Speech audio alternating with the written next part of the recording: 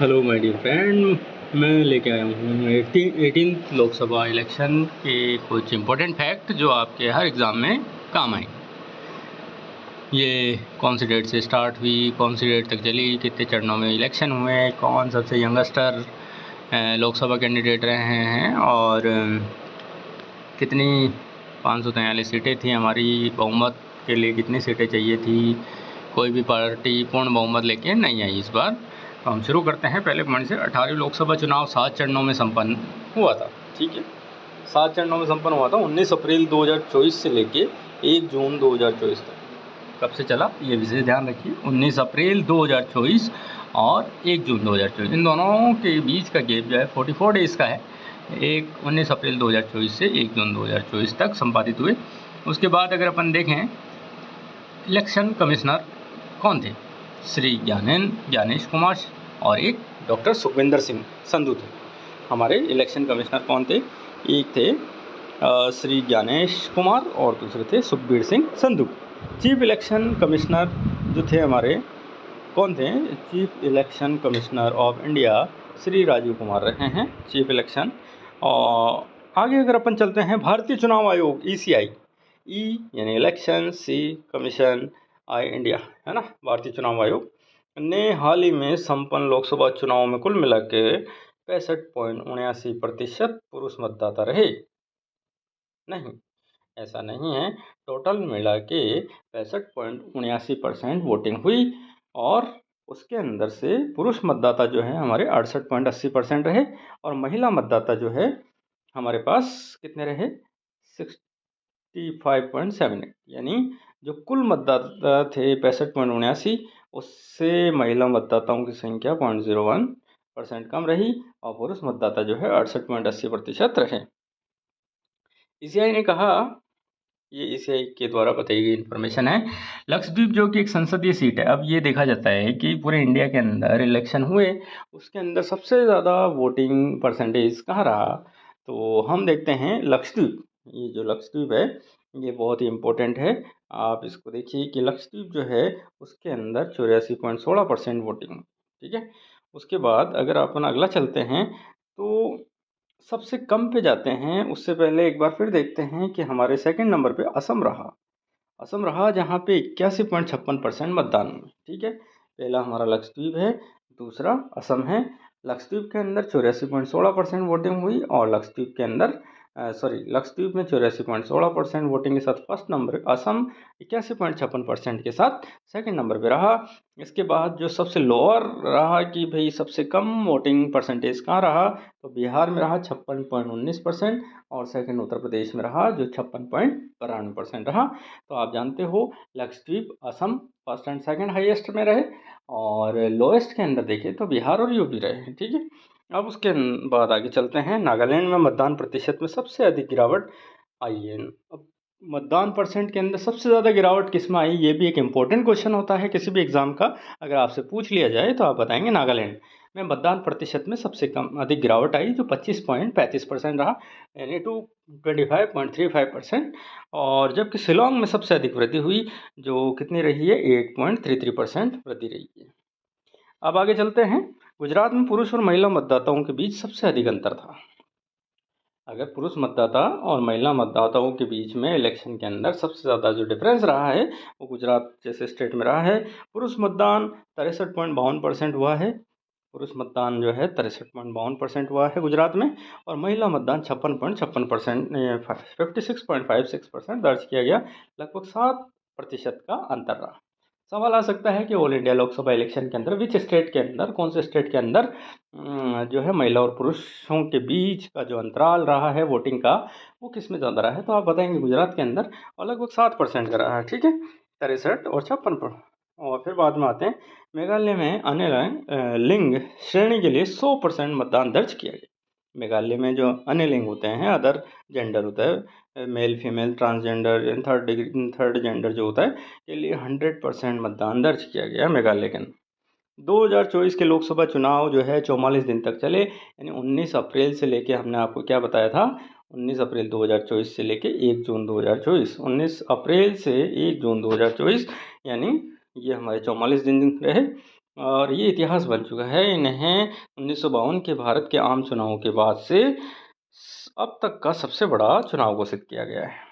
लोकसभा चुनाव में जीत कर आने वाले 25 वर्षीय युवा चेहरे, ट्रमेंडस, बहुत ही बेहतरीन, जिन ऐसे नए चेहरे जिन पे लोगों ने विश्वास किया और भारत की राजनीति को बहुत आगे ले जाने के लिए नए चेहरे को मौका देना चाहिए, जिसका वेल एजुकेशन हो, पारिवारिक जो है जड़ें हमेशा अच्छे विचारों की रही है, जो सदैव लोगों का भला करने का सोचते हैं और अपने राज्य, अपने स्टेट को आगे बढ़ाने की या अपनी जगह को, लोकल प्लेस को आगे बढ़ाने की सोचते हैं, ऐसे कैंडिडेट को चुनना चाहिए। और इंडिया में इस बार कुछ हुआ ऐसा।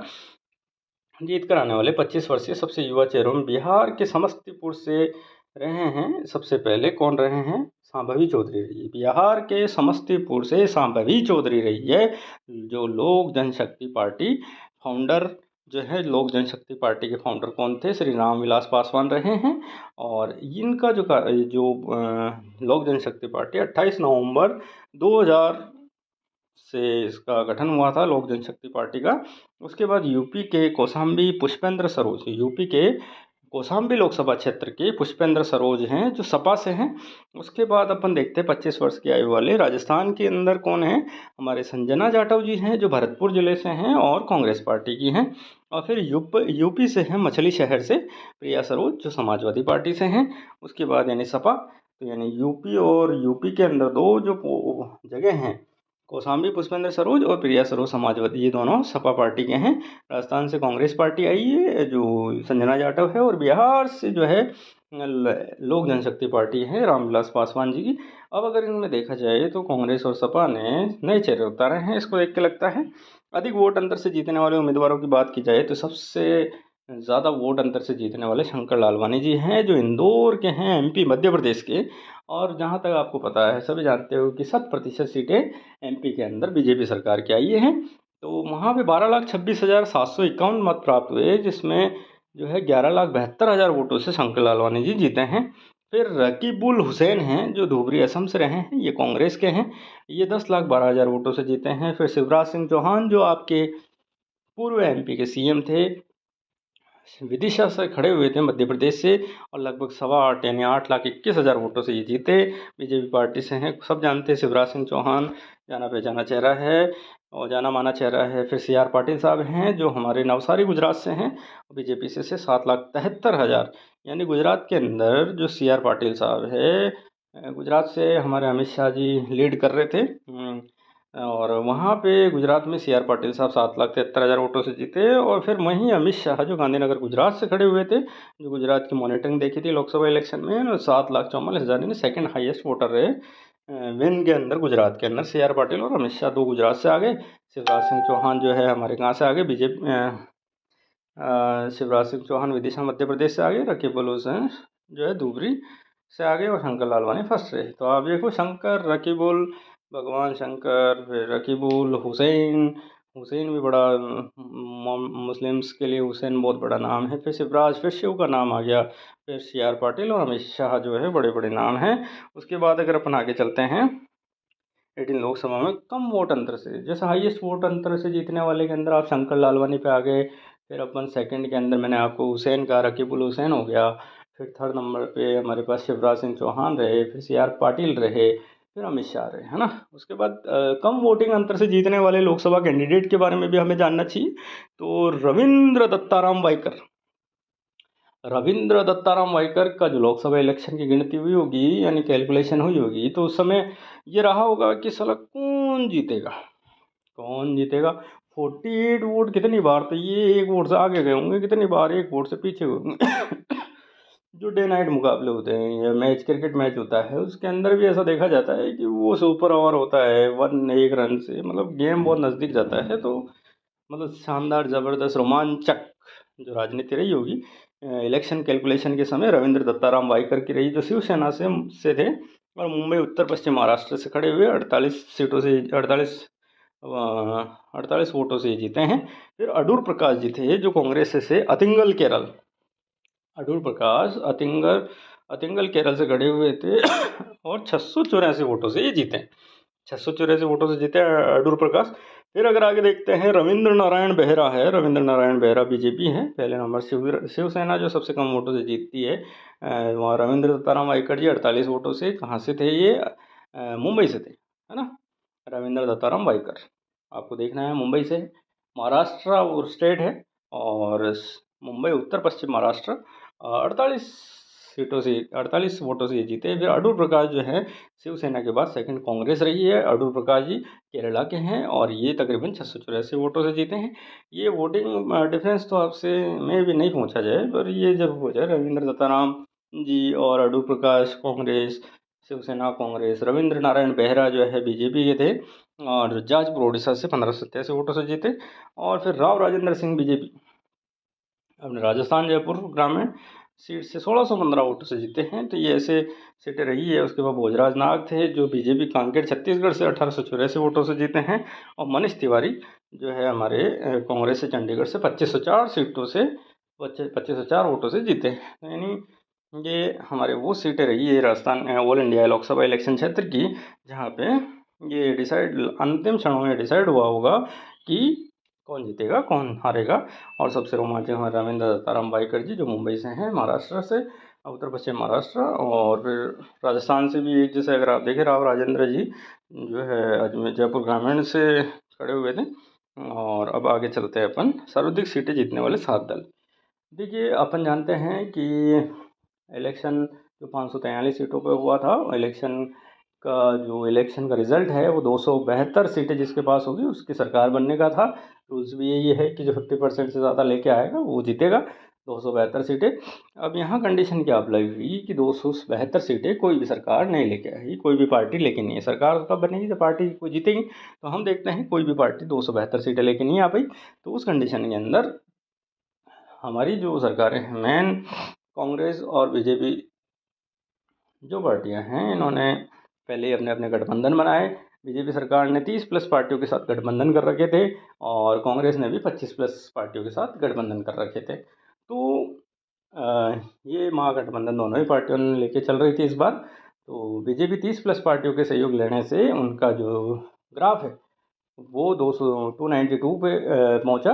292 सीटें बीजेपी सरकार ने ली, और कांग्रेस के पास जो है 200 जो बची हुई सीटें हैं, 543, 231, 200 कांग्रेस बची रिमेनिंग सीटें जो 543 में से रही वो कांग्रेस के पास गई। और 292 सीटें, मतलब एनडीए जो है वो बीजेपी रही। एनडीए बीजेपी का एक हिस्सा है, बीजेपी जो है एनडीए का हिस्सा है, और इंडियन नेशनल कांग्रेस इंडिया का हिस्सा है। ये दो गठबंधन रहे। तो हमारे 292 सीटें बीजेपी ने ली। और अब उसी के चेहरे हमारे पूर्व प्रधानमंत्री, माननीय प्रधानमंत्री महोदय, प्रधानमंत्री ये नरेंद्र मोदी जी को पुनः प्रधानमंत्री बनने का अवसर प्राप्त होगा सूत्रों के मुताबिक। अब आगे चलते हैं, भारतीय जनता पार्टी की 240 सीटें रही। भारतीय राष्ट्रीय कांग्रेस, इंडियन नेशनल कांग्रेस जो है 99, Samajwadi party 37, Akhil Bharatiya Trinamool Congress 29, Dravid Munnetra Kazhagam 22, Telugu Desam TDP 16, Janata Dal United JDU 12 सीटें। इस प्रकार अगर देखा जाए तो सभी पार्टियों को लगभग अच्छी सीटें मिली। और अब आगे चलते हैं हम एनडीए और इंडियन नेशनल कांग्रेस की जो पार्टियां रही है उसके बारे में। राष्ट्रीय लोक जनशक्ति पार्टी जो है हमारे सबसे यंगस्टर जो लोकसभा इलेक्शन जीतने वालों में से जो पार्टी के व्यक्ति थे वो राष्ट्रीय लोक जनशक्ति पार्टी से थे। ये इस तरीके से जो है एनडीए का पार्ट रही। इंडिया अलायंस में जैसे कांग्रेस, द्रविड़ मुनेत्र कड़गम और टीएमसी वगैरह इस तरीके से ये दल रहे हैं, जिनका मैंने आपको ब्यौरा दिया है। आप इसको पॉज करके, रोक के, आप अगर चाहें तो पार्टियां पढ़ सकते हैं कौन कौन सी किस किस पार्टियों को समर्थन दिया। उसके आगे अपन चलते हैं।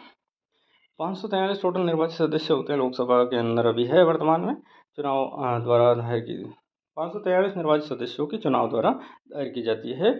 1952 से 2020 के बीच भारत सरकार की सलाह पर भारत के राष्ट्रपति द्वारा एंग्लो इंडियन समुदाय के 2 अतिरिक्त सदस्यों को नामित किया गया था, यानी 545 रहे होंगे, जिसे जनवरी 2020 में 104वें संवैधानिक संशोधन अधिनियम 2019 द्वारा समाप्त किया गया।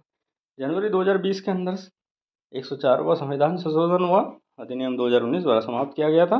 नई दिल्ली में लोकसभा के लिए बैठने के लिए जो नई लोकसभा मतलब नई संसद बनी है उसके अंदर सिटिंग कैपेसिटी कितनी है, ये आपसे अगर पूछ लिया जाए तो 888 है। अब आपसे एक सवाल और पूछा जा सकता है कि SC/ST को रिजर्वेशन के अंदर लोकसभा में कितनी सीटें दे रखी है, तो 131 है, जो 131 सीटें हैं, 24.03% है, जो टोटल 543 की। अनुसूचित जातियों को 84 सीटें और अनुसूचित जनजातियों को 47 प्रतिनिधियों के लिए आरक्षित है। आज के लिए बहुत बहुत धन्यवाद। ये मेरा आज का आपको लोकसभा इलेक्शन का लेक्चर था। अगला लेक्चर मैं अगेन दूंगा जिसके अंदर आप कौन से पार्टी के कौन से सदस्य को कौन सा मंत्री पद इंडिया के अंदर दिया गया है। और अगर आप चाहते हैं कि इस तरीके के वीडियोस और मैं लेके आऊँ तो कमेंट कीजिए और लाइक और सब्सक्राइब कीजिए। बहुत बहुत धन्यवाद आपका। Thank you.